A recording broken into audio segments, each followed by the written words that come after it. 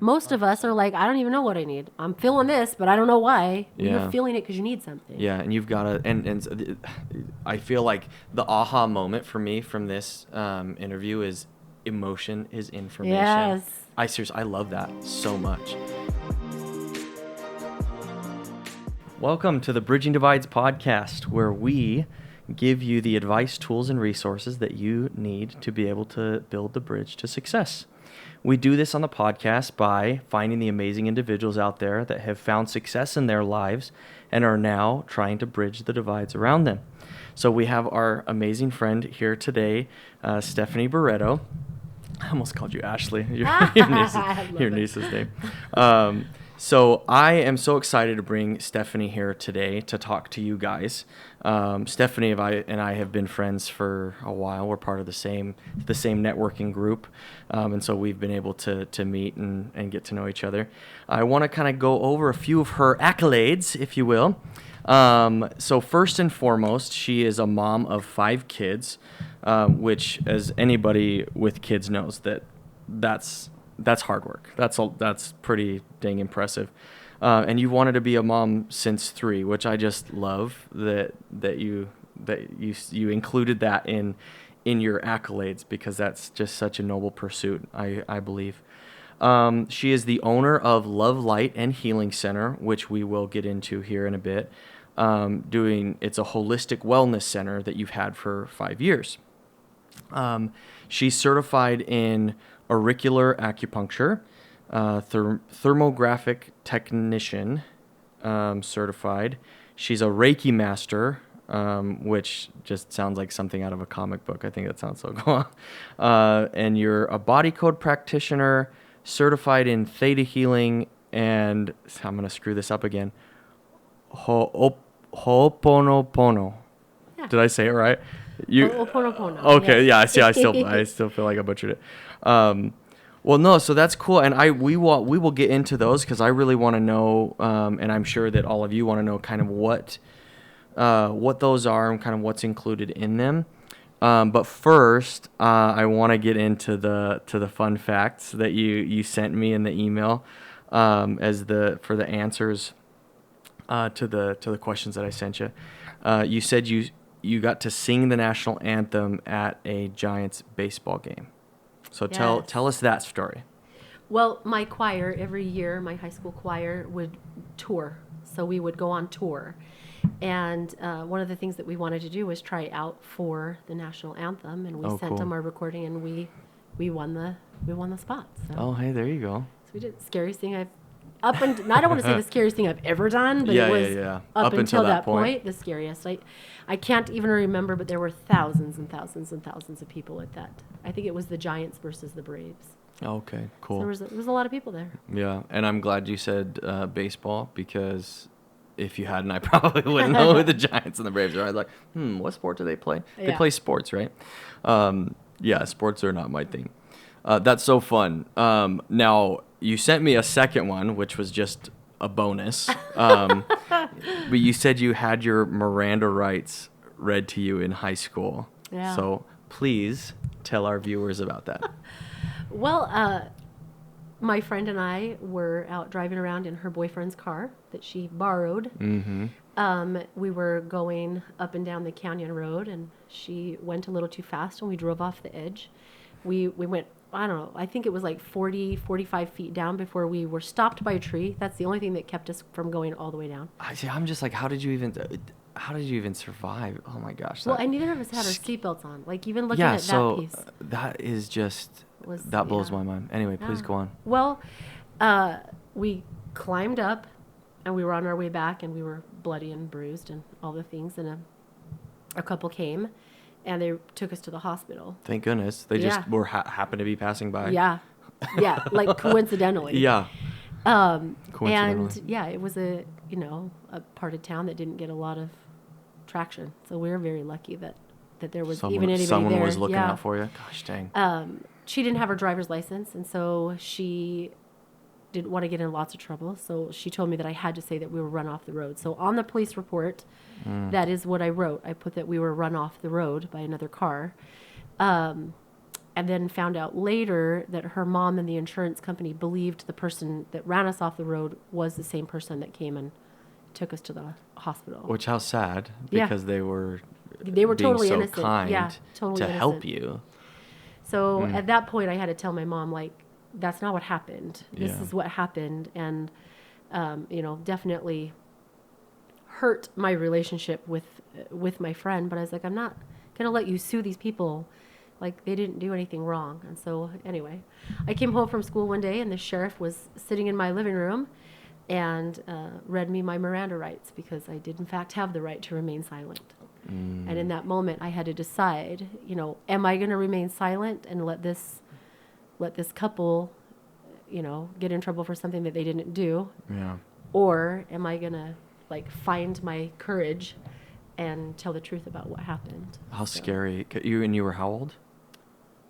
I was either 16 or 17. Oh gosh. Okay. So it was like you were, oh my goodness. That's, yeah. It was a big deal. I didn't know it was a big deal. When I wrote that down, I didn't think anything of it. That it wouldn't be, it wouldn't have these repercussions, which it's hard to see with, it's seemingly just kind of a small thing, right? But come to find out that this could have some major repercussions in these people's lives. I mean, so how was that kind of making that choice? Because you had a choice. It's like, do I just keep going and let these people, be harmed by this, or do I, not say anything, or excuse me, and preserve the relationship with your friend, or say something so that they can be, essentially not be punished for their good deeds, but then also it was going to damage the relationship with your friend. How did you come to terms with that? That's a tough one, especially when you're 16. That's the biggest thing in the world is friends, and there was. Well, yeah, and I didn't just lose the one friend. My whole friend group changed. When you I don't know, snitches get stitches, they say. Yeah. And so I didn't really just walk away from one friend. I walked away from a group of friends, right? Yeah, but at the end of the day, when you're faced with what's right and what isn't, for me it was I have to make the decision based on what's right. Right. You know what I mean? And I will say, I do think that's why honesty sits with me where it does. Honesty is one of the most important things to me. Same. And so, I don't lie. I do not lie. Yeah. And I do not like to be lied to. And I do think that experience sitting on the edge of my couch thinking, oh my gosh, how much trouble am I really in? And am I going to be silent, or am I going to make the right decision? I'm not going to find myself in that in that situation again. And honestly, you look at, because this is a business podcast. We talk about entrepreneurship and we talk to business owners and different things like that, but we really try to go deeper than just what's your business? How much money do you make? And which those are great things, and but that's not the most important thing in doing all of this, because if you're trying to get to the top is not a bad thing, but if you're stepping on everybody else to get there, lying, cheating, stealing, then obviously that's not the right way to get there. But if you're building everybody else up and building your character and their character along the way, then not only do you get to the top, but you bring everybody with you. Yeah. And I just... Yeah, it's a natural response. Yeah, absolutely. And I love that. And so it's... You look, though, at business and relationships in your life, how much more stressful is it when you've got to remember, okay, what story did I tell so-and-so? Right. What story did I tell this person? What information did I falsify on this document versus this one? Or, oh shoot, I shouldn't have said that because I lied about it here or there. It's just so much. I feel like it might hurt sometimes, but overall I feel like it's just a better way to live in general, but to operate in business, and you burn less bridges, pun intended. And it takes less energy, to be honest. Oh, absolutely. When you're doing everything the way you're supposed to do things and you're living in integrity with yourself, that authentic version. You don't waste any of your energy trying to keep up with where was I not. 100%. No, and that's kind of a big thing for me is if I am wasting emotional, mental, spiritual, physical energy on something that doesn't give me value, it's only taking away from what truly gives my life meaning and purpose, fulfillment, Yeah. So that's awesome. So it's kind of fun fact. I mean, that's kind of a crazy thing, but also I like the lesson in it. Oh yeah. So the bulk of our episodes that we like to talk about really are the divides that you're bridging, so a divide meaning a problem or a challenge that people face. And then the bridge being what it is that you're doing to help overcome that. So we go through a lot of different things here that I gave in your intro. But one of the biggest things that I love that you sent as your answers was that you want to change 1 million lives. And I really want to hear the story of from day one to 5 years later, how you've grown to, you say you have a team around you. I mean, what are the services that you offer? I mean, other than, all these things that you are certified in and that you specialize in, what else is there at your wellness center? Well, I have a really amazing team. There are 6 women, including myself, that work there. So Awesome. It's women-owned, women-led. Dude, heck yeah. Yeah, it's fantastic. And it's not like I wasn't for that, like before I had a daughter. I mean, I'm all about strong women. I have a really good relationship with my mom, and I look up to her and her strength in so many different ways. But it's now become different now that I'm a girl dad. Like I have a daughter, she's 3, and it's like I want to be able to give you or show you these examples of women that are leading the charge. Yeah. And so I think that that's just so cool. So please go on. Well, we have a licensed acupuncturist. Cool. And she's got some other things that she does on the side. Yeah. So she does some body contouring outside of the acupuncture. Cool. I do have a nutrition master. Maybe I should do that. Slim you right up. Get my curvaceous dad bod. bod. Dad bod. Yeah. I love it. No, we have a nutrition master. Cool. I have a licensed massage therapist. I have and that's your niece, correct? That's Ashley. My niece, yeah, Ashley. See, that's why I was like, I almost called you by Ashley when I was introducing you. Anyway. Yeah, yep. I have another Reiki Master that works with us. Cool. And then I've got a gal that comes in and she does microblading. So if you want your eyebrows See, that just sounds so freaking cool too. And the one. maybe this is just like where my mind is at, is like superheroes and comic books and stuff, like microblading. Sounds so freaking cool. So sorry, what is that? Basically what it is like a temporary tattoo of your eyebrow. See, and which I'm I think like comes thinking with about superpowers. Like this guy with like blade arms or whatever. That's so funny. Gives you superpowers. Oh, there you go. No, that's super awesome. Were there any other things that you guys have there? No, outside of that, no. Well, I want to dive into that here because over the last month, Stephanie's been giving me. We did 4 different things. There was body coding, emotion code, and then we did the needles. The needles. That was pretty the auricular acupuncture. Yeah, I got like these needles like sticking out of my ears. I'll have to post a picture because it was pretty cool. I'm so glad I took one. And then we did soul speak. Soul speak, yeah. Yeah. So, which is funny because I didn't even list soul. You didn't even. That's right. I forgot. Yeah. I forgot that was one of the things we did. And so for me, and I'm sure some of our listeners are like, well, what, like what is that, or how does it work, or they might be like, oh, that's they don't agree with it or whatever. Yeah. My thing was like, it's not like my go-to. With a lot of things when people are like, yeah, this is what I believe, and this, and this, and this. I don't know enough to be like to say yes or no, you know? Yeah. So like, I don't know if I could ever, like somebody tells me like what they believe or how they kind of live. And I'd be like, oh, you're full of crap, because it's like, how many of us still like really know, yeah. But like, I just wanted to experience, even though it's like not what I'm used to. Yeah.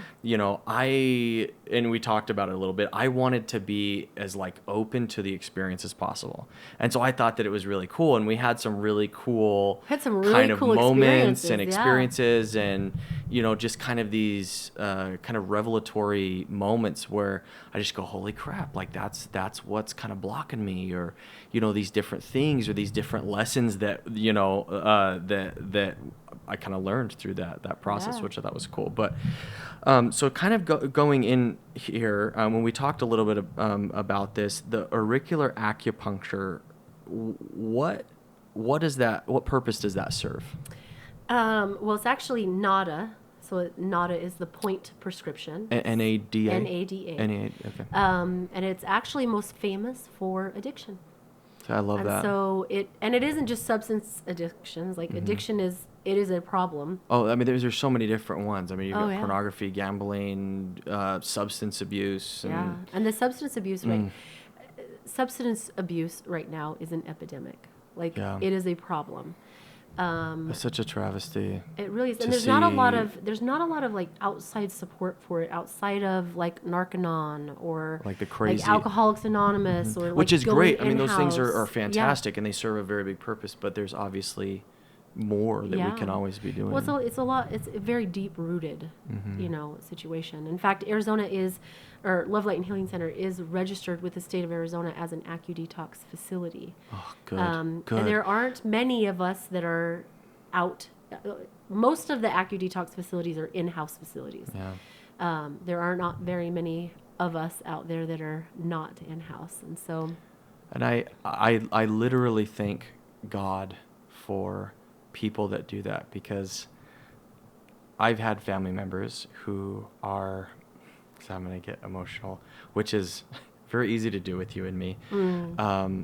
But family members and friends and people that I'm very close to that have experienced something with addiction, with substance abuse, and it, because of the trauma and the hard times that they go through, that fills the void, and it just becomes this easier way to do that. But that's the lie that our minds kind of tell ourselves, is that will help, and you know, and it might serve a purpose for that one little thing, but on the whole it does so much damage and just does not serve them, you know. And so to be able to, and a lot of what you do, I feel, is to treat the deeper issues, which that is how we're going to heal the society, really, from this epidemic, like as you called it,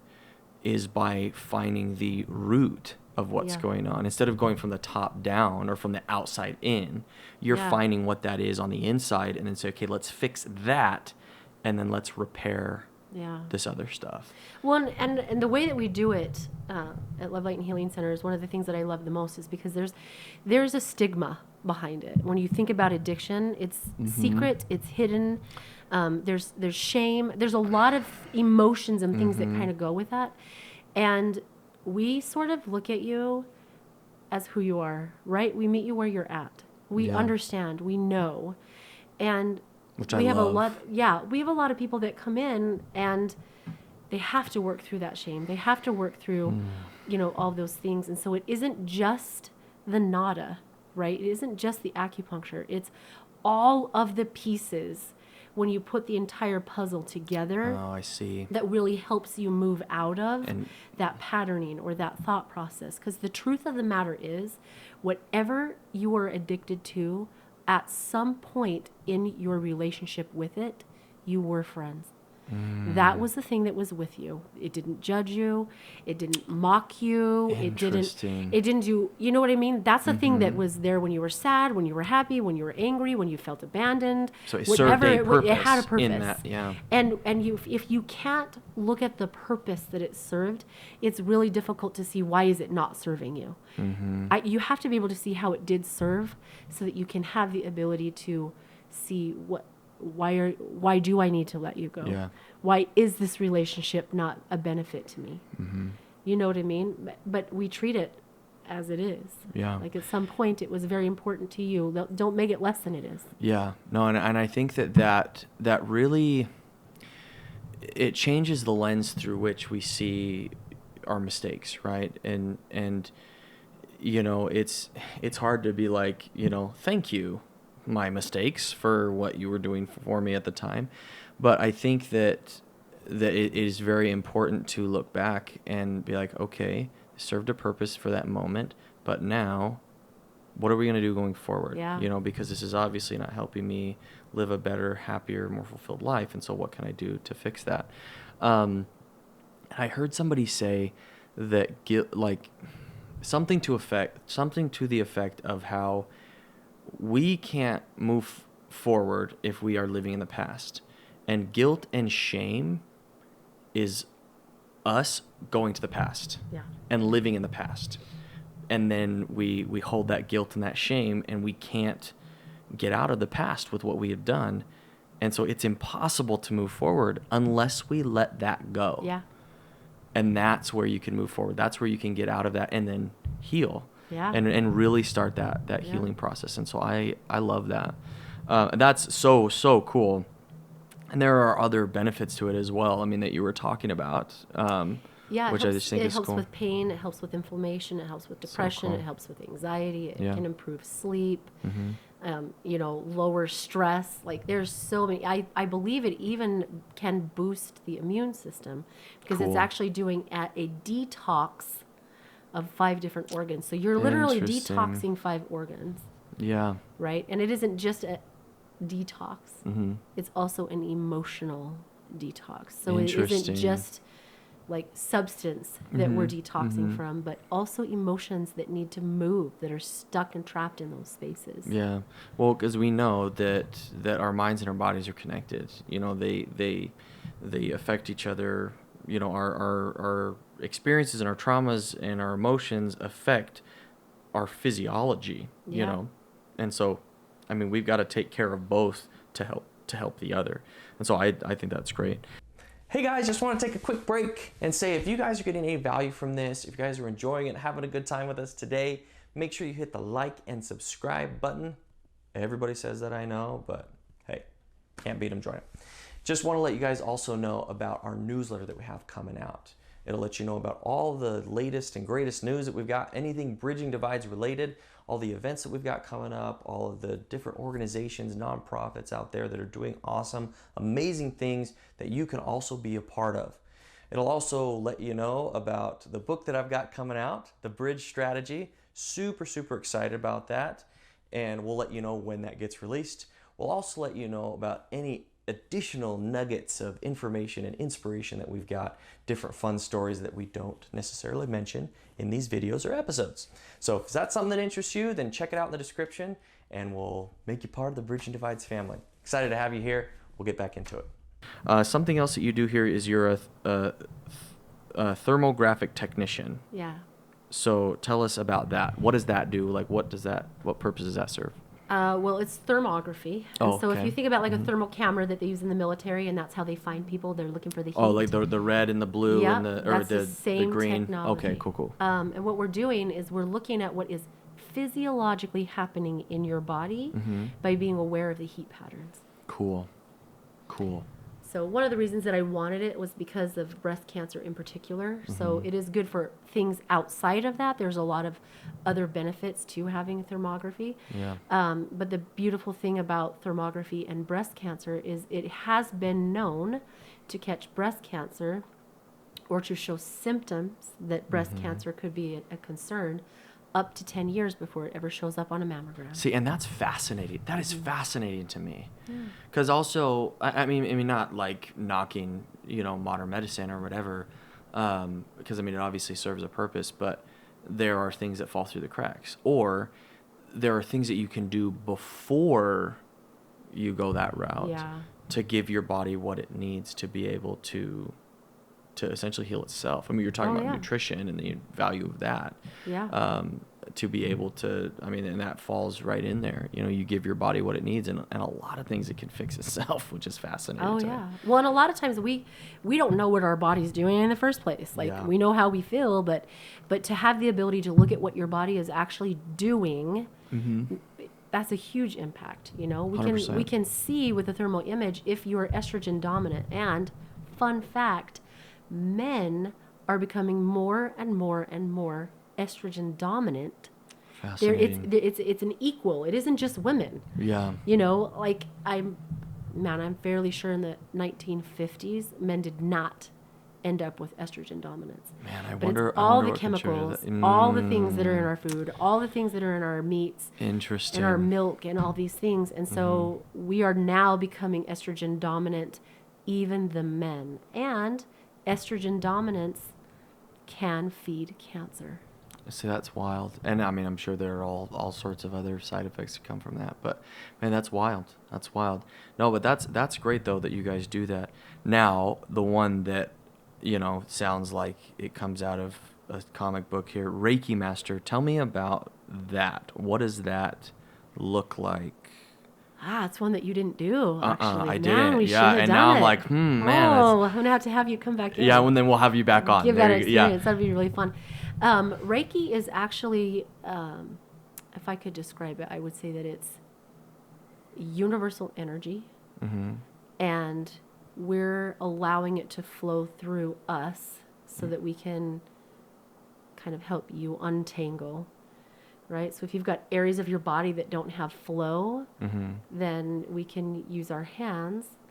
It's not us, we're not doing it, right? It's universal energy that's moving through us. Yeah. And then we just kind of put our hands in certain places and it will untangle and allow things to flow the way they need it to flow. That's interesting.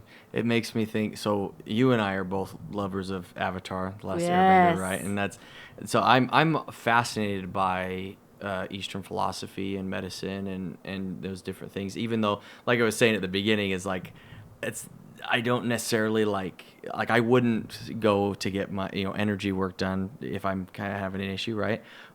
But I'm still fascinated by it, and so the idea of having things be in balance, and so the reason I bring up Avatar is just because of there's a part in there where they talk about chakras and energy, and it's like the different areas of our body that kind of control different emotions and different things like that, and in order to get them into balance, there are certain things that you need to do, to let go of this, to let go of that, to unblock the flow. And I love the idea of balance in your life and in your emotions and in everything. Yeah. So that's why it's just like, I love and again, this is for anybody that whether you prescribe to that belief or not, I still think that there's immense value in seeking balance and, to be able to, have kind of even in all aspects of your life, And so I'm glad you brought the chakras up, because that is what Reiki is helping. Is that what it's helping? Cool. It helps balance the chakras, and some of them are not flowing and some of them are overflowing. That's interesting. Right? And so you don't want to have things that are overflowing. You want things to flow. You don't want them to be also deficient either, right? So one's not flowing, then the other one's not getting what it needs. Yeah. And so this one's now deficient because this one isn't doing what that's it fascinating. It's a trickle-down effect. And because I keep thinking, there's somebody watching this and I thought this was like a business, channel or whatever.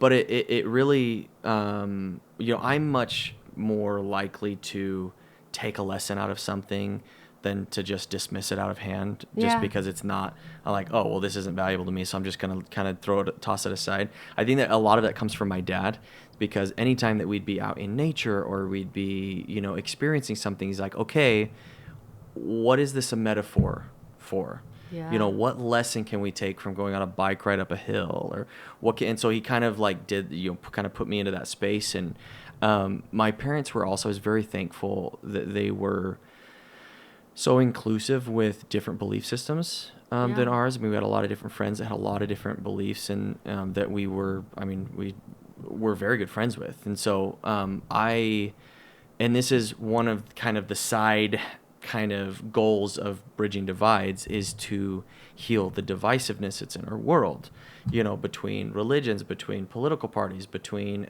your economic status, and all these different things that we fight over that we really don't need to be fighting over, because a ton of what you're saying, you can just find a different language for it.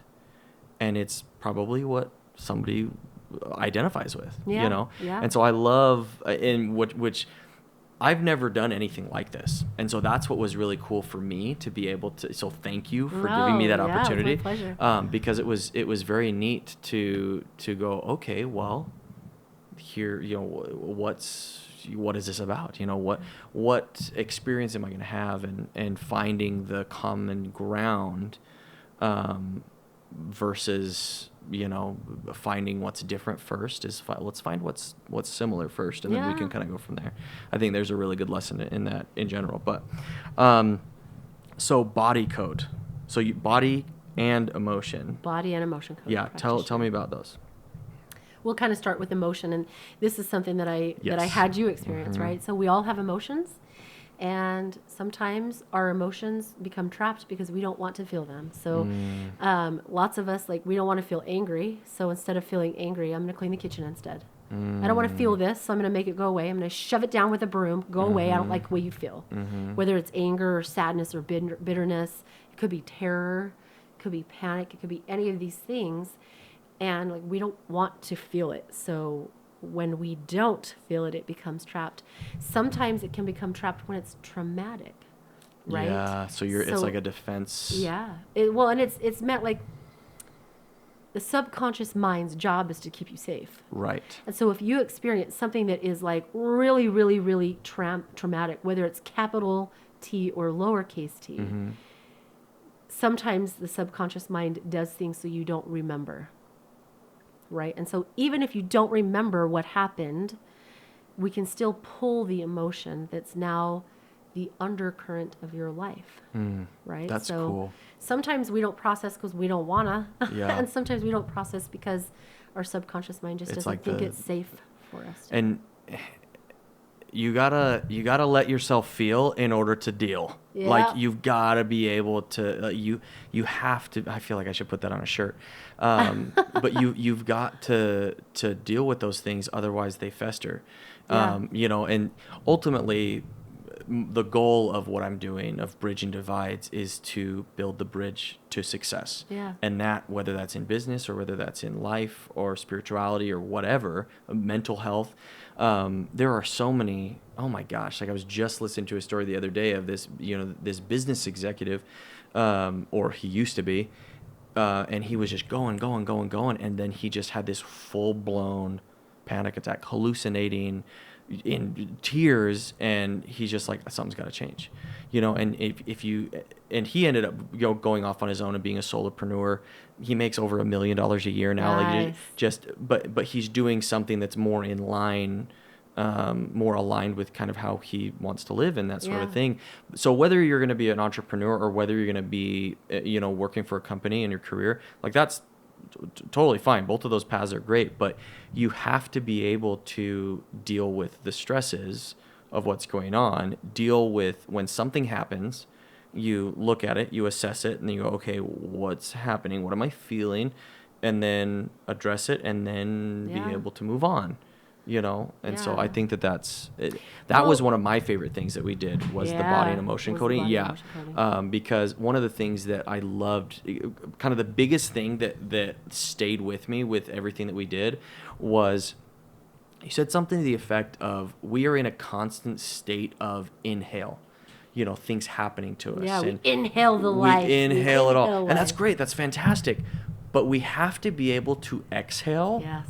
Or we explode, Yeah. right? But then also, if we don't exhale the crap, the leftover stuff that doesn't serve us, we won't be able to inhale any more of the good. Yeah. We inhale the air, and our body takes what it needs, exhales the bad. Lets it go. And just like life, our emotions, our experiences, our traumas, we have to be able to breathe it all in and then exhale the bad. Yeah, move it Otherwise, out. we won't be able to experience more of life. Yeah. I just, that is probably what stuck with me the most. Oh, I just thought that was so cool. Well, and a lot of people think of emotion as either good or bad. It's either good or bad. It's either positive or negative. It actually isn't. Emotion that's is interesting. information. When you feel something, when your kids are arguing with you and they are not listening and you get angry, it's because something isn't right in your experience. If you didn't feel angry, then your kids would just be crappy to you all the time. Interesting. Right? When you feel joy, it's because you need to know what it feels like to be happy. That's However, you interesting. can't feel joy if you don't know what sorrow feels like. Yeah. You have to have contrast. Yeah, absolutely. So it's information. What am I feeling right now? Why am I feeling it? Well, this is an interesting feeling. Yeah. Sit with it for a minute. Figure out, what is it? Is it old? Is it new? Is it yours? Because we Interesting. actually have the ability to take on stuff that's not even ours. Oh, absolutely. Are you kidding me? And 100%. Like I can definitely, and I'm sure that a lot of people watching or listening to this can identify with that as well. Or if you overreact, something happens. I was actually just talking to my wife today, and something happened, and then she was getting frustrated, and I was like, I feel like there might be something a little bit deeper than what that reaction happened, right? And the same with me, where she's been able to be like, what's going on? Why are you yelling at the kids? That kind of a thing. And for those of you who might be surprised, I do yell at my kids every once in a while. I don't know a parent, that doesn't. But anyway, but to be able to, I love what you said. Emotion is information. It's information. So cool, because then I can go, okay, hold on. Why am I overreacting? And then being able to go back and analyze that, and then go, oh, well, it was because of this other thing. I'm going to take care of that. Yeah. And then I'm going to stop wasting the energy, emotional, spiritual, mental energy on that, so that then I can get back to what I'm going to do. What's most important, my family, my job, my career, Well, did I tell you my example of the laundry basket? I don't know that you did. Please go ahead. This is like the easiest way to explain it. So let's pretend, and this is not something that my husband does. This is just an example. Let's pretend that my husband doesn't put his clothes in the laundry basket at the end of the day. Let's say he just drops them on the floor in front of the laundry basket. Yeah. And it just makes me so mad. And I like, oh, put your clothes in the basket. Put your clothes right? And you get so upset about it. If I were to sit with that and be like, okay, Stephanie, why does it bother you so much that his clothes are not in the basket? If I were to allow myself to sit with the anger that I'm feeling, I might discover that the anger is actually because when I was 8 years old, and again, I'm making this up, right? Yeah. This is the example I give everybody. When I was 8 years old, if I didn't put my clothes in the laundry basket, I got beat. Right. Okay, and I've never been beat. So thank gosh, thank goodness. Cause but I want to kind of have you be able to understand if my 8-year-old self is like, dude, I got beat for that. And here I am married to this guy that won't put his clothes in the laundry basket. Like, that could be dangerous. I could be in trouble. My little 8-year-old self is driving the bus because my 8-year-old self is afraid of what's going to happen because that laundry is not in the laundry basket. And there's so much scientific backing to what you just said of how psychologically we regress to that younger. It's like a feedback loop, where we go back to that moment and then we start acting and living like we did when we were 8, right? Yeah. That's what happens when you take that 8-year-old emotion of anger away? What? You're not going to get angry when your husband leaves his clothes on the floor. Yeah. Because that's not the undercurrent. You might be like, hey, I really don't like it when you do this, but you're not going to go from 0 to 60 every time you see his clothes on the floor. It's the appropriate level of, okay, here's an issue, let's take care of it, not this overblown. And it has nothing to do with my husband. Right. I'm not upset because my husband left his clothes on the floor. I'm upset because my 8-year-old self is freaking out about it. And if I can handle and sit with the 8-year-old, love the 8-year-old, explain to the 8-year-old how this is different. Like, our mom's not going to spank us. Like, help her, that old part of us, understand those things. Then we can say, hey, babe, The reason how come I get so upset with you when you put your clothes on the floor is actually because when I was 8 years old, I had this experience. I love that. And now I can just be like, could you help me move through this by putting your clothes in the laundry? See, I and love now that. I've told him what I needed. Mhm, I didn't just mhm. like get irate and get upset. I said, here's how I'm feeling. This is what I need in order to move through this. And then most of us, our husbands, are going to be like, oh, Yeah. I had no idea. I just Yeah. thought you were being a big baby about her or whatever it is.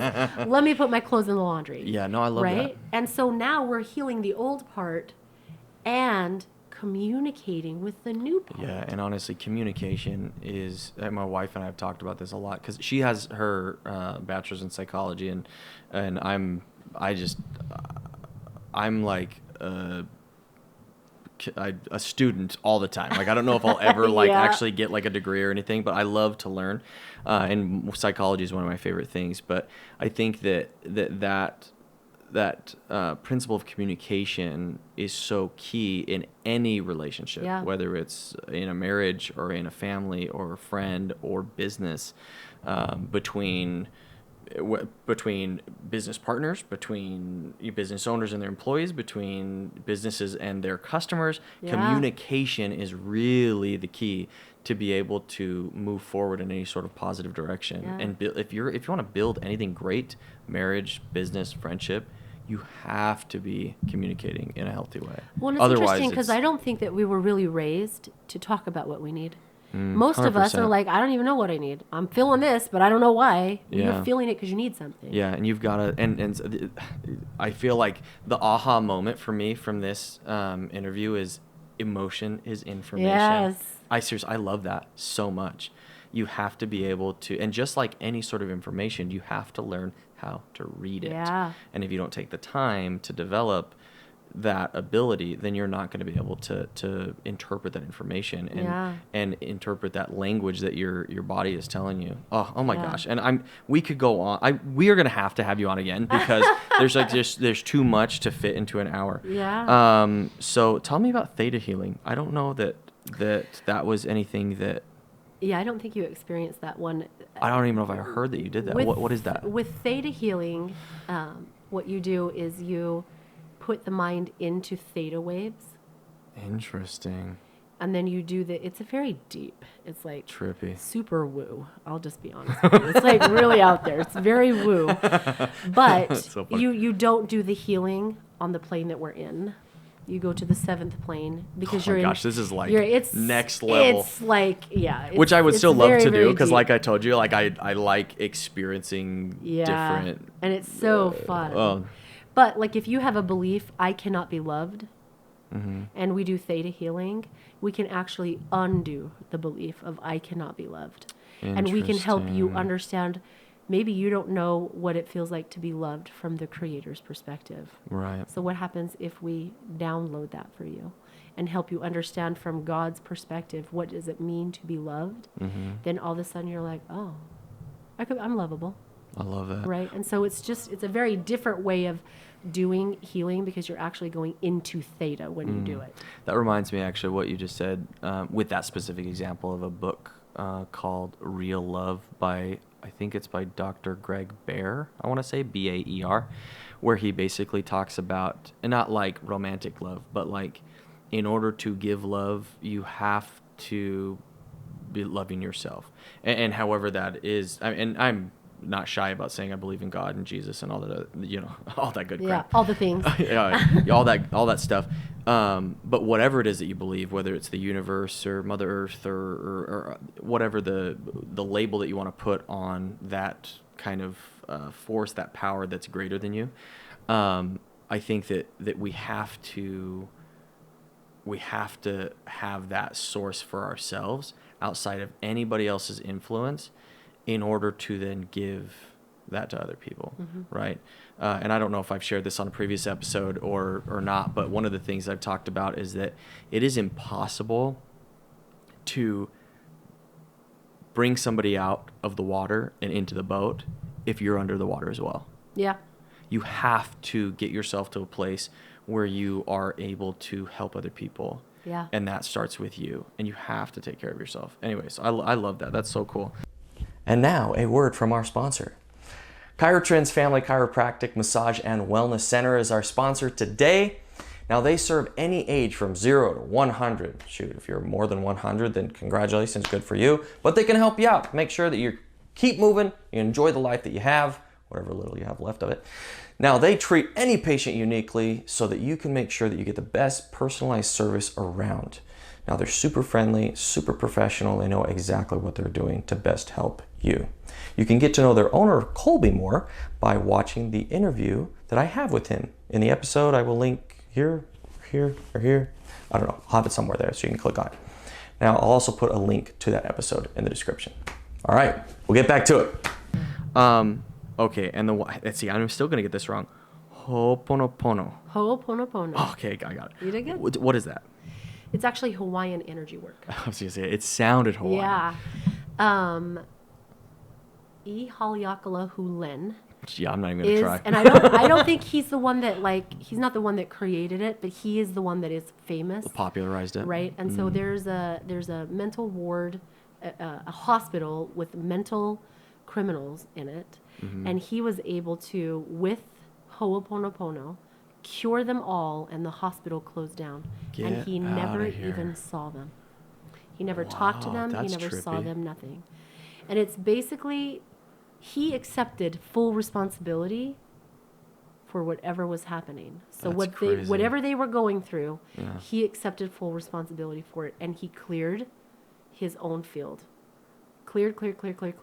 So with Ho'oponopono, stuff that I'm just like, that's crazy. So it's very, very deep. And actually, lots of people know the Ho'oponopono prayer, which is, I love you, I'm sorry, thank you, forgive me. You can put it in any order that you want to. I was going to say, though, what you're just saying, like what it sounds like to me, is, wow, like being able to, and again, whether you do it this way or not, but being able to like take on, which is why we need other people, really, is like to be able to help somebody by taking on some of the burden, to be able to, help them get past that. That's fascinating. It's very, very deep. And the premise is really, you wouldn't be telling me what you're telling me if it wasn't in my field somewhere. So I'm going to go ahead and I'm going to deal with what's here. And by dealing with what's here, I can affect what's there.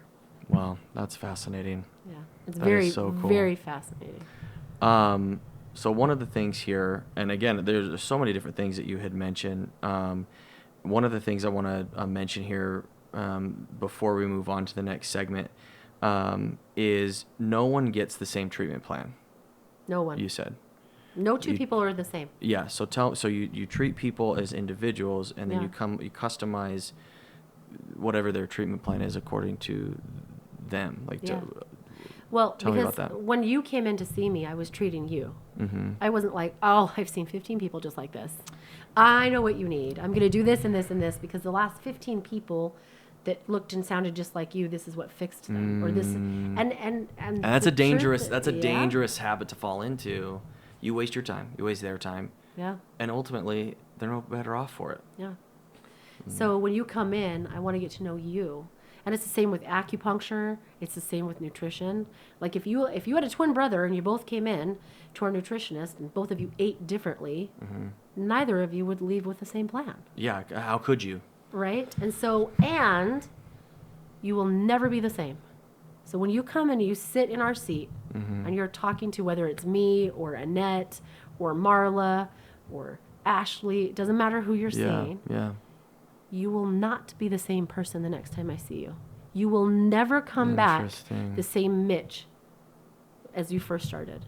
When you think about where you are right now and compared it to where you were when I first treated you, how much change was there? Oh, yeah, that's you'll never be the same. Yeah, absolutely. No, and really that just goes, I mean, that applies to any part of our life, really, you know, like I think about where I am now and what Bridging Divides is doing now. I was just telling you before about people that I've had on my list of that I want to talk to. And I'm like, oh, that's like at least a year in the future to where I'd be even anywhere close to talking to them. And now someone that I know knows them and is like, hey, you know, let me introduce you. Or some of the other, Doug Campbell, the first episode that I did, amazing dude. I just absolutely love him. He has a marketing agency. So episode 1, please check it out. Yeah. Really interesting, really cool things he was saying. But he was a keynote speaker at a conference that I went to with like 400 people, 500 people. It was huge. But I loved what he was saying. He said that networking, which you guys know is my favorite thing to do. Yeah. And we've talked about so many times. But he said networking is like walking around with half a bridge and finding somebody who has the other half of that bridge. Yeah.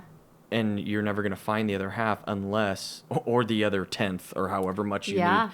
You know, you're never going to find that unless you go out and find people. And so I was like, I need to talk to this guy. Yeah. And so it's like things that I never thought that I was capable of doing, you know, the old Mitch.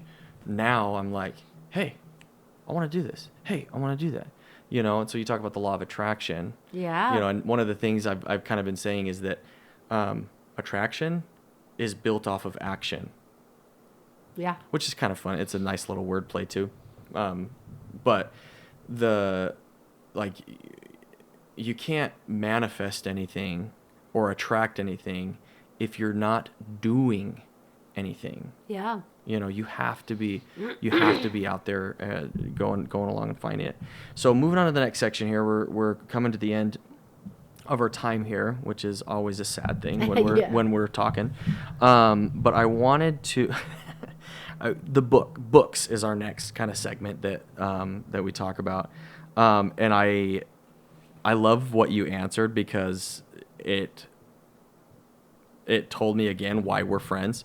You said that you read like 6 books at a time because you'll be like reading something, you get introduced to something else, and you're like, oh, hey, I want to do the thing. I want to go do the thing. Yeah. And then that happens again, and then you're like, oh yeah, I was reading something before, and then you go back and read that. So I thought that was great. But so a couple of the books though that you talked about here was the first one was Why People Don't Heal by Carolyn Myss, and Untamed by Glennon Doyle.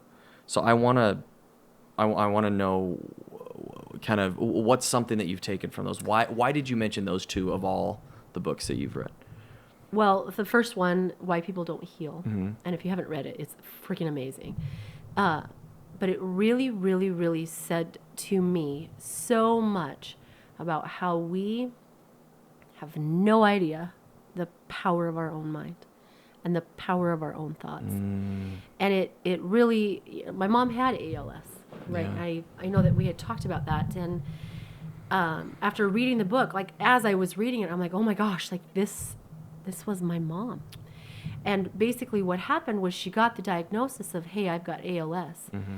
And within months, just months, all of a sudden she couldn't put her own shirt on. Oh gosh. And she couldn't comb her own hair. Yeah. And there were just drastic things. And it's ALS. Everybody progresses at a different rate. Yeah. However, if her mind had said, I do not have ALS, there's a very good possibility that she wouldn't have gone from where she was to I have a death sentence. Oh, I could see that. And I'm 100%. just going to stop. And so her mind, wow, in a lot of ways, stopped. As much as she tried, and she did try. So I don't want to make it sound like she was just like, oh, yeah, like screw it. Whatever. I mean, there are things that are out of your control, but there is definitely power behind very much your attitude, your perspective. Very much. And the subconscious mind has a lot to do with it. For example, if I were to muscle test somebody that had 3 positive biopsies, yeah, and yes, in fact, you have cancer. If I were to muscle test them and their subconscious mind did not believe it, their body would say, I don't have it. Wow. And those people who have that subconscious mindset of I don't have this can, in fact, overcome it and completely heal it all their own. That's fascinating. Wow, that's really cool. Yeah. So what about Untamed? Untamed actually gave me permission to become. Tell me about that. That Glennon Doyle talks about her story, and she was a Christian writer, and she, had a wonderful marriage and children and all the things. And at some point in her life, she realized that that's not who she was. Mm. I am not that. I am not. In fact, she loved another woman. Mm. And so it was a lot of permissioning to unbecome all of the things that everybody had expected her to be. Interesting. Everything that, whether it's society Mm-hmm. or parental or things, whatever or whatever experiences you've had ancestral up until things, yeah, religion, yeah, yeah. whatever it is. And we unbecome who we really are because we're trying to be what everybody thinks we're supposed to be. And there's a big lesson on that. And again, whatever if you have a different religion from someone or different belief system or whatever, that lesson though of not doing something just because other people tell you to do it. Yeah, that's very valuable. Yeah, and it's very much like that for me was huge permissioning for me to be like, okay, well, who am I? Because when you go in and you find who you are, it cannot be based on what Mitch expects me to be. Right. It can't be based on what my husband expects. Right. Or my children. Because now my entire being is placed on something outside of myself. So you're not you, you're them. I'm them. I'm what you want me to be, and I'm what you want me to be. Fascinating. And for me, it was very apropos to the whole thought process of like, oh my gosh, like who am I if I'm not a caretaker? Yeah. Like when my dad passed away, who am I if I'm Yeah. not a caretaker? And then I was like, oh, well, who am I if I'm not a mom? Yeah. And who am I if I'm not a wife? And it was like in that moment, I stripped away everything. And if I took away every single thing that was outside, I had no idea who I was. I can't tell you what I like. I can't tell you what I don't like. I can tell you what everybody else wants me to like and what everyone else doesn't want me to like. How they want me to dress, how they want me to feel, how they want me to behave. Yeah. And so it was very much like I got to find myself, and reading her book, the way that she goes about her story and how she got to where she was, I was like, that makes perfect sense. Yeah. I don't have to be anyone but me. Yeah. So my journey became the unbecoming so that I could become. Yeah. No, I've had several experiences like that because I'm very, very emotional and I love music theater, and I'm, it's like I'm the one that my wife does the yard work, and I'm, And you're singing. and I'm singing, you're writing, yeah, yes, and I I'm, love it. and so there's a lot of these different things that I was afraid to just kind of just be myself, or it was almost like I'd apologize for, when I really didn't need to. I didn't need to, or different strengths that I had that I really kind of resented about myself, which is kind of funny. It's like, like things like, why can't I hold still, or why can't I just stick to something and that kind of a thing. But now, look at what I'm doing now, and I go, okay, well, why can't I just sit still? It's like, well, I'm able to do these things quick, and I'm able to make these choices and that kind of a thing. Or why can't I just stick with something? And my wife always teases me. She's like, you want to start a business with everybody that you meet. Yeah, you do. Yeah, it's like there's you latch on to kind of what they're doing, and that's awesome because I love the person, and I'm very quick to connect with people, and which again, people are like, man, you're gonna get got, if you do that all the time. But that's one of my superpowers. That's one of the things that I've really started to lean into. And imagine if you didn't embrace that piece. I know. Well, think because about somebody outside said that's not a good piece for you. Exactly. Now you can't even be authentic. Yeah, and now it's like, it's funny because I look at what I'm doing now with with networking. I'm able to essentially be a part, whatever the size is, of everybody that I meet and what they're doing. And now one of the reasons I started Bridging Divides is because I want to find people that I know, like, and trust, and that I identify with and that I love, and then support what it is that they're doing by shedding light on what it is, by getting the word out, that kind of a thing. And so it's interesting because it's taken that part of me that I resented for a long time, and now I've put it into Bridging Divides, and I can be a part of as many people as I want to. And you're allowing. Yeah. It went from I need to put this in a box because nobody likes it, to wait a minute. This is my superpower. I like that part. I'm keeping that. That one's me. I'm keeping that Yeah, piece. absolutely. And I love that. And not to say that we can't grow, or we can't take people's advice, but just take it with a grain of salt, for goodness sakes. Like, if somebody gives you feedback or whatever, then you go, okay, well, what can I learn from this? But then at the end of the day, you gotta find what that is for you. Yeah. Hey, you should go to school for this. You should be a lawyer or whatever. Obviously you got to take that with a grain of salt and be like, okay, well, what do I need to do? Yeah. What's going to work best for me? Honestly, a lot of what you're saying, as we're approaching the end here, really is a good segue into our last segment, which is the Positivity Prizefighter segment, which we've talked about, where positivity is not having rose-colored glasses on all the time. It's when life punches you in the face, knocks you on your butt. Do you have the emotional resilience to get back up, spit the blood out, and keep fighting because you believe the fight is still worth fighting? Yeah. You don't lose a prize fight by getting knocked down. You lose it by staying down. Yeah. And so you mentioned a few things that are pretty heavy. Could you go into what are some of those positivity prize fighter moments where you have had to get through this stuff? Well, the one that I really, the one that's probably closest to my heart is a lot of why Love Light and Healing Center even exists, right? And I touched a little bit. My mom had ALS, and then less than a year later, we found out my dad had stage 4 colon cancer. And so I became their caretaker. And they moved from Idaho, and they lived with me. And for the next 5 years, almost 6 years, I took care of them. And how close were those events, ALS and colon cancer? More or less. Less than a year. Oh my gosh, man, that's so. Yeah, your life just changed. Boom. Yeah, everything. And I had a very successful daycare. I closed it because I couldn't take care of all these things and run a daycare. So I closed my daycare. I stepped down as the roundtable commissioner for the Boy Scouts of America for the Superstition District. I ran the whole Cub Scout program. I stepped down. I was going to BYU, and I stopped going to school. And I had to step down from my responsibilities in my church. So I was in the state primary presidency over the scouting program. And I one by one had to let go of all the things that were the outside things, because taking care of my parents was my most important. And it was hard, like every day. I think that I went like 5.5 years without having a full night's sleep.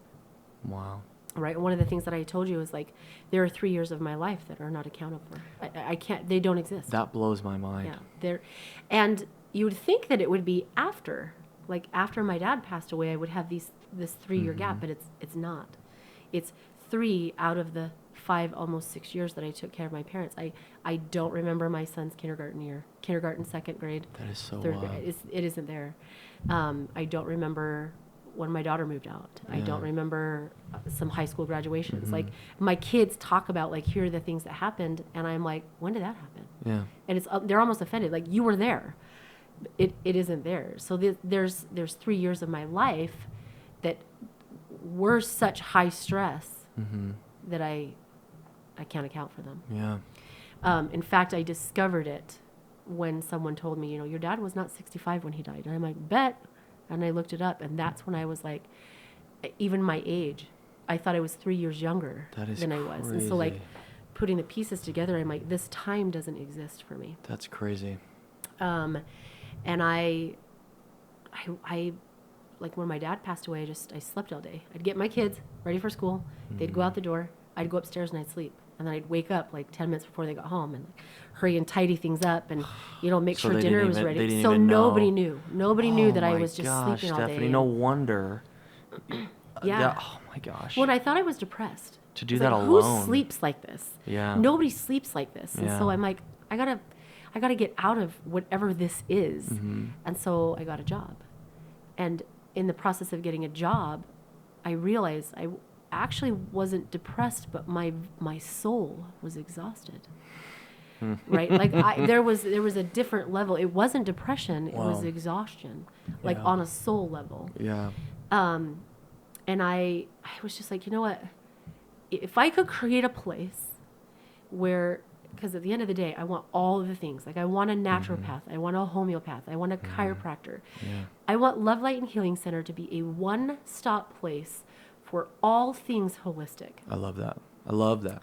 And eventually that's where I'm going, right? Yeah. One step at a time. But the thought process comes because my mom had to take a pill. This whole thing started with a pill, right? And I talked about the pills she had to swallow. And it wasn't just swallowing the fact that she wasn't going to be able to dress herself or, you know, do the things. She lost her dignity. She lost the ability to even take herself to the bathroom. Yeah, She lost everything. So degrading. So it wasn't just that pill. Yeah. It was the pill that she had to take because her bones and her muscles started to ache. When it started to atrophy, they would cramp. And she would just be stuck in cramping. And so we took her to the doctor, and he was like, here's a pill that's going to fix it. But then she couldn't poop. It's okay because there's a pill for that. Yeah, And then it just kept... And then. And so she had like 20 different pills that she took because she needed one pill. Yeah. And my mom was the person that was like, I do not want to be addicted to anything. Yeah. Because when I go to heaven, I'm not going to be addicted to nothing. I'm very much the same, where I would prefer not to take any sort of pill if I can. So it was help hard. It was hard to get her to take the pills that she had to swallow, right? On top of all the other things she didn't want to swallow. And I was just like, there has to be something. And at the end of the day, could Love, Light, and Healing Center cure cancer? No, probably not. Maybe. Could Love, Light, and Healing Center cure ALS? No, probably not. Maybe. But you know what it can do? It can improve the quality of life. Yeah, 100%. My dad did 100%. cancer. Yeah, he did cancer treatments for 6 years. Almost 6 years. But he lived his life within 5 feet of a toilet. See, that's... Oh my gosh. Like, that's no way to live, right? You're not living at that point. No. You're waiting to die. We had to plan. There's a big difference. Yeah. We had to plan our route to the doctor's office by where the gas station bathrooms were. You know what I mean? I'm like, poor guy. Can I do something that improves the quality of life? Yeah. For other people? And I actually opened it because I wanted to be the receptionist. That's so funny. I wanted to be the receptionist because I need people. I'm like a people person. Yeah. But in that moment, people felt scary to me because they might need something. And I was like, I cannot be needed. When you shared this, I was just like, oh, yeah, you got it. Please expound on this, because this is...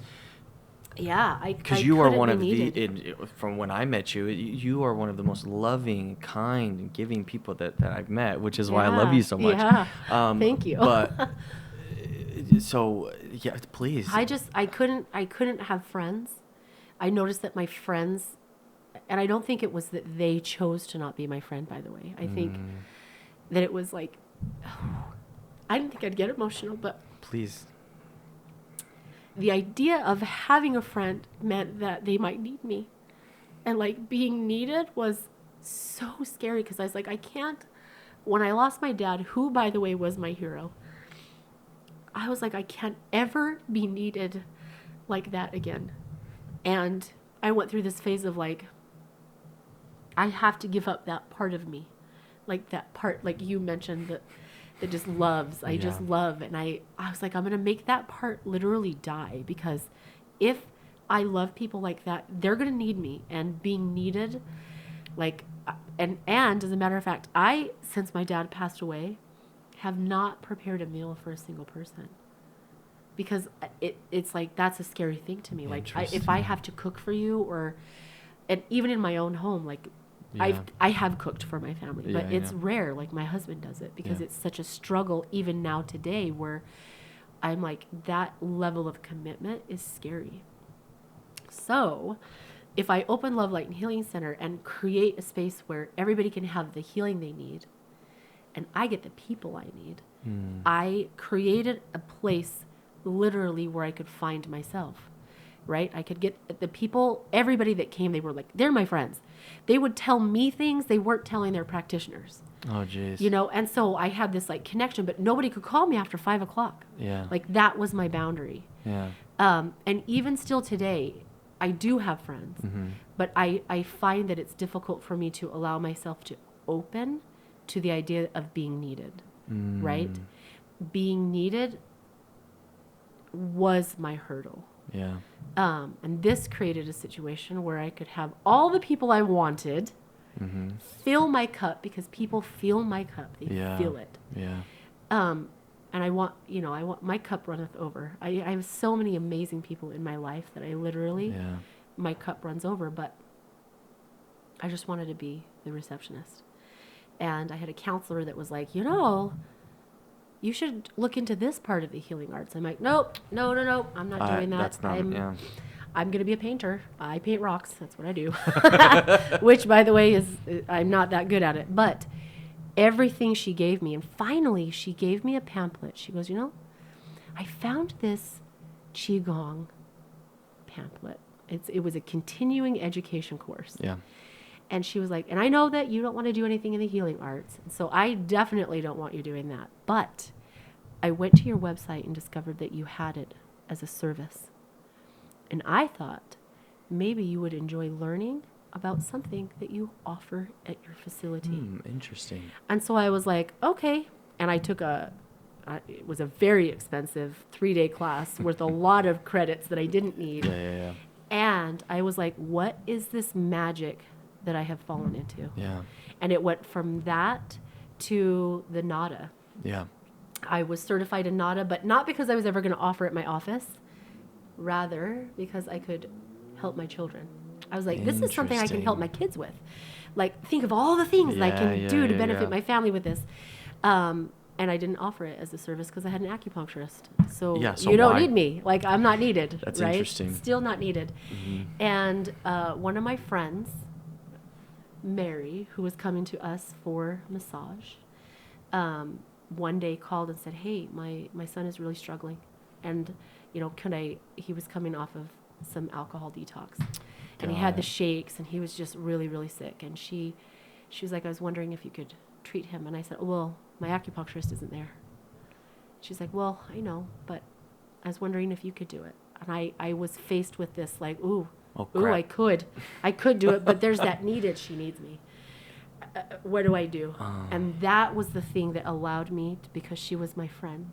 And I had met her through Love, Light, and Healing Center. She'd been seeing me every month. I was obviously not the massage therapist, but she'd been coming in every month, and she was my friend. Yeah.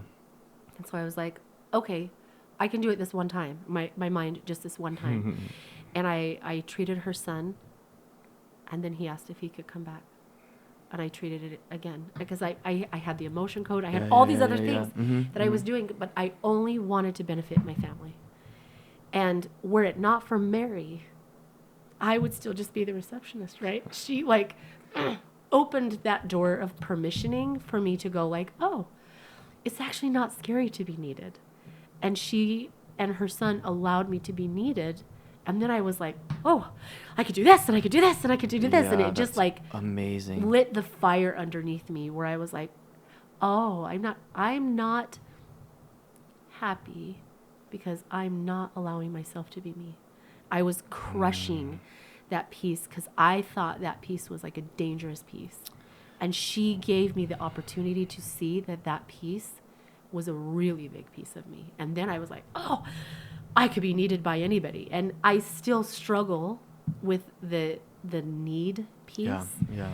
But I freaking love what I do. And were it not for Mary, I would have never crossed over that. It would have taken something else. I don't want to say never. That feels really absolute. Yeah, but I'm a firm believer, though, that specific people come into our lives at specific times for specific reasons. Yeah. I have seen it time and time again, and that perfectly illustrates that. And Mary probably doesn't even know the role that she Isn't that played. Fascinating? And she just has such a sweet, tender place, and her son as well.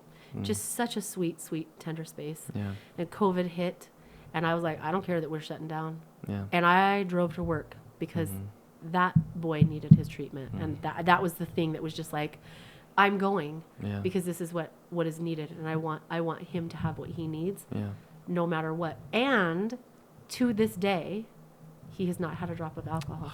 Good for him. That's so amazing.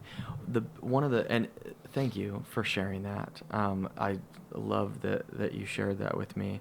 What I thought was so amazing, though, is that you were able to set boundaries so that you could kind of access that part of yourself without it taking over. Yeah. Which I think that anything that we have can become a vice or can become harmful if it's done in excess. Yeah. Right. Even Yeah. the positive parts about who we are, about service. It's like, okay, well, you're serving everybody, but now you don't see your family at all. Right. You're neglecting these other Right. parts of your life or of yourself. Yeah. But there is something to be said also with being able to access a part of you that is one of your superpowers that you were scared before to access, and being able to give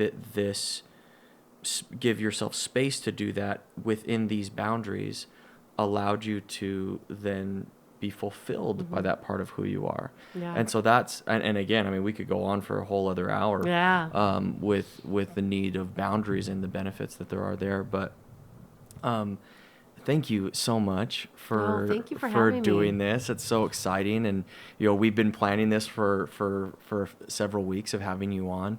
But I just love you so much. And I'm I so love excited you. that you're helping me, kind of by being on and I love, promoting what you do, to really just heal people's lives and their souls and, just on that deeper level. So please tell our viewers where can they find you? I know you have a practice in Mesa. We're in your home office, which I love, by the way. Yeah. But where can they find you online, and how can they access what you do? Yeah. So they can go to lovelightandhealingcenteraz.com. Okay. And just so you know, like I treat literally all over. I've got like 8 or 9 different states that I treat people in. Wow. Okay. I have treated people in Taiwan, and I'm just have a client reached out from Germany, and I'm Hey, like, okay, this is like so cool. fun. So for what I do outside of acupuncture and thermography, distance is not Cool. a concern. Okay. So Good. Yeah. So, if you would like to use her services, which I highly recommend, Stephanie is just amazing, as you guys have all seen today. Please visit her on her website. Also, if you guys have any questions for me, as always, people that you would like me to have on, different things that you may have been dealing with or blocks that you have in your business or your life, please put them in the comments. If you have questions for Stephanie, she is more than happy to help. Oh, yeah. So please let us know what those might be, and we'd love to help you out. I love you all, and as always, keep being amazing. We'll see you guys later. Bye.